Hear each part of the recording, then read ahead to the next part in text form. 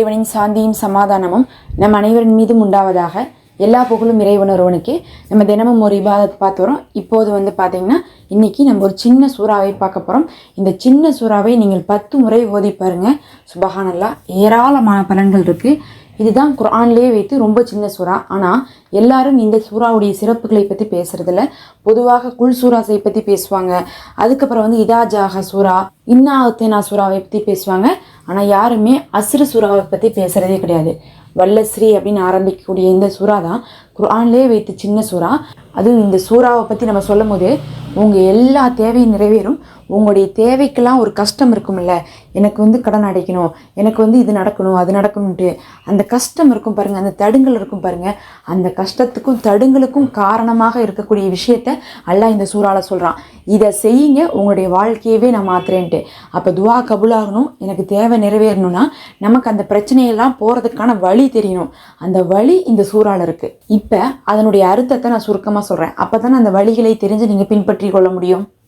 இதில் அல்லாஹோ சத்தியம் செய்கிறான். வல் அஸ்ரி, காலத்தின் மீது சத்தியமாக நான் சொல்கிறேன் அப்படின்னு அல்லாஹ் சொல்கிறான். காலத்தின் மீதுனா இப்போ நம்ம வாழ்ந்துட்டு இருக்கக்கூடிய இந்த காலம் இருக்குல்ல, இந்த காலத்தின் மீதே சத்தியம் செய்கிறான். இன்னல் இன்ஷானு லஃபி ஹுஸ்ரு, மனிதன் நஷ்டத்தில் தான் இருக்கிறான். அல்லாஹ் என்ன சொல்லிட்டான்? மனிதன் நஷ்டத்தில் தான் இருக்கான், நான் சத்தியம் செஞ்சு சொல்கிறேன் அப்படின்ட்டு அல்லாவே சொல்லிட்டான். அப்போ நாம் நல்லா வாழ்ந்துட்டுருக்கோம், வெற்றி அடைஞ்சிட்ருக்கோம், தீனை உறுதியாக பற்றி பிடிச்சிட்ருக்கோம், நம்ம எல்லாமே அமல்கள்லாம் செய்துட்ருக்கோம் நாம் நினைக்கிறோம். ஆனால் அல்லாஹ் சத்தியம் பண்ணி சொல்கிறான், மனிதன் நஷ்டத்தில் தான் இருக்கிறான்.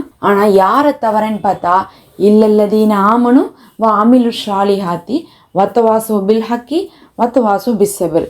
யார் ஈமான் கொண்டு நற்செயல்கள் செய்கிறாங்களோ, ரொம்ப முக்கியம், நற்செயல்கள் கிடையாது, ஈமான் கொண்டு நற்செயல்கள் செய்யணும். ஏன்னா சிலர்லாம் நற்செயல்கள் செய்வாங்க, அவங்களிடத்துல ஈமான் இருக்காது. ஏன்னா இந்த உலகத்தில் நாம் மட்டும்தான் நல்லவங்கன்னு சொல்ல முடியாது. நிறைய பேர் தான தர்மம் செய்கிறாங்க, ஆனால் அவங்க இடத்துல ஈமான் இருக்காது. அல்லாஹ் சொல்கிறான், ஈமான் கொண்டு நற்செயல்களை செய்யுங்க. அதே மாதிரி நீங்கள் பொறுமையை கொண்டு ஒருவருக்கு ஒருவர் உபதேசித்து கொள்ளுங்க அப்படிங்கிறாங்க அல்லாஹ். அப்படின்னா பொறுமையை கொண்டு ஒருவருக்கு ஒருவர் உபதேசிப்பதுன்னா ஒருத்தவங்க இன்னொருத்தவங்கள்ட்ட பொறுமையாக நடந்து அவர்களை நேர்வழிப்படுத்துங்க அப்படிங்கிறத அர்த்தம்.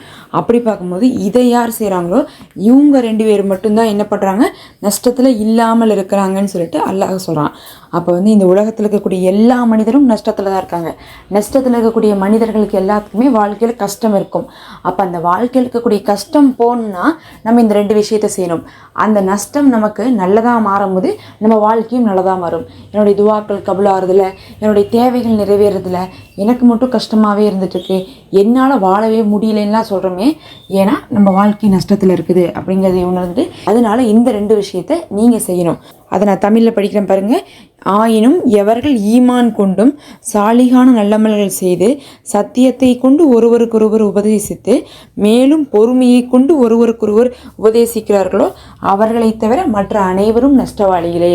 அப்படி நஷ்டவாளிகளாக இருக்கக்கூடியவர்களுக்கு தான் எல்லா கஷ்டமும் வாழ்க்கையில் அல்லாஹ் கொடுப்பான். அதனால் வாழ்க்கையில் நீங்கள் நல்ல பொறுமையை கடைபிடிங்க. அதே மாதிரி உண்மையை சத்தியத்தை கொண்டு ஒருவருக்கொருவர் உபதேசித்து வாழுங்க. வீட்டில் கணவரே பார்த்திங்கன்னா ஒழுங்காக இருக்க மாட்டார், இபாதத் செய்ய மாட்டார், ஆனால் மனைவி திருத்தவே மாட்டாங்க. கணவரிடத்துலேயே பார்த்தா நற்குணங்கள் இருக்காது, ஆனால் மனைவி திருத்தவே மாட்டாங்க. அதெல்லாம் என்ன ஆகுங்கிறீங்க? அது உங்கள் குடும்பத்துக்கான வறுமையாக வரும், உங்கள் குடும்பத்துக்கான சோதனையாக வரும். அல்லாஹ் நான் உங்களுக்கு ஒரு சில இல்மை கொடுத்துருக்கேன், வழிகாட்டுதலை கொடுத்துருக்கேன், அதை நீங்கள் பின்பற்றுறீங்க, உங்கள் வீட்டில் இருக்கிறவங்களே பின்பற்ற மாட்டேங்கிறாங்க, அவங்கள கூட நீங்கள் திருத்த மாட்டேங்கிறீங்கன்னா உங்கள் வாழ்க்கை கஷ்டமாக தான் போகும். ஏன்னா கஷ்டத்துக்குள்ளே கொண்டு போகும்போது என்ன பண்ணுவோம், நம்ம அல்லாஹ் இடத்துல போவோம். அப்போ நமக்கு பயம் வரும், நம்ம இப்படி செஞ்சனால தான் நம்ம இப்படி இருக்கோமா, நம்மளுடைய இந்த தவறின் காரணமாக தான் நம்மளை அல்லாஹ் சோதிக்கிறான்னு சொல்லிட்டு ஒவ்வொன்றா திருத்துவாங்க. எத்தனையோ குடும்பத்தில் கெட்டது செஞ்சுக்கிட்டே இருந்தவங்களாம் கடைசியில் கால கஷ்டத்தை தாங்க முடியாமல் நல்லா அமல் செய்ய ஆரம்பிச்சிருவாங்க, நல்லா ஹலாலை பேணி நடக்க ஆரம்பிச்சிருவாங்க, நேர்வழியில் இருப்பாங்க, அல்லாஹ்வின் மீது தக்வாவோடு இருப்பாங்க. பார்த்தாவே ஆச்சரியமாக இருக்கும், இவங்க எப்படிலாம் இருந்தாங்க இன்றைக்கி எப்படிலாம் இருக்காங்கன்ட்டு. கேட்டால் அவங்களுக்கு அவ்வளோ கஷ்டம் இருக்கும், பெரிய நோவு, பெரிய வறுமை, இந்த மாதிரி எல்லாம் பெருசாக சோதனை கொடுக்குறானாவே நாம் நேராக இல்லைன்னு அர்த்தம். நம்ம வாழ்க்கையில் நேராக அல்லாஹ் சொல்கிற மாதிரி இல்லாட்டினா நம்ம வாழ்க்கையில் கஷ்டப்படுவோம். அல்லாஹ் கஷ்டப்படுத்தி சிலரை நேர்வழிப்படுத்துவான். உங்களுடைய பிரச்சனைக்கெல்லாம் காரணம் இந்த 2 விஷயங்கள் உங்களிடத்துல இல்லாமல் இருக்கிறது தான். அதை நீங்கள் வாழ்க்கையில் கொண்டு வாங்க, நீங்கள் கேட்குற எல்லா விஷயமுமே உங்களுக்கு கிடைக்கும். இதை நீங்கள் இரவு நேரத்தில் 10 முறை ஓதிவாங்க. அதை நடைமுறையும் படுத்திவாங்க. உங்கள் துவாக்கள் கபுலாகிறத கண்கூடாக பார்ப்பீங்க. நிச்சயமாக அல்லாஹ் சொல்லக்கூடிய குணங்கள் தான் நம்ம வாழ்க்கையில் பிரதிபலிப்பாக நன்மையை கொண்டு வரக்கூடியதாக இருக்கும். அல்லாஹ்வே போதுமானவன். இது உங்களுக்கு பயனுள்ளதாக இருக்கும்னு நினைக்கிறேன். மறக்காமல் சப்ஸ்கிரைப் பண்ணிக்கோங்க. நம்ம தொடர்ந்து போட்டு வரோம்.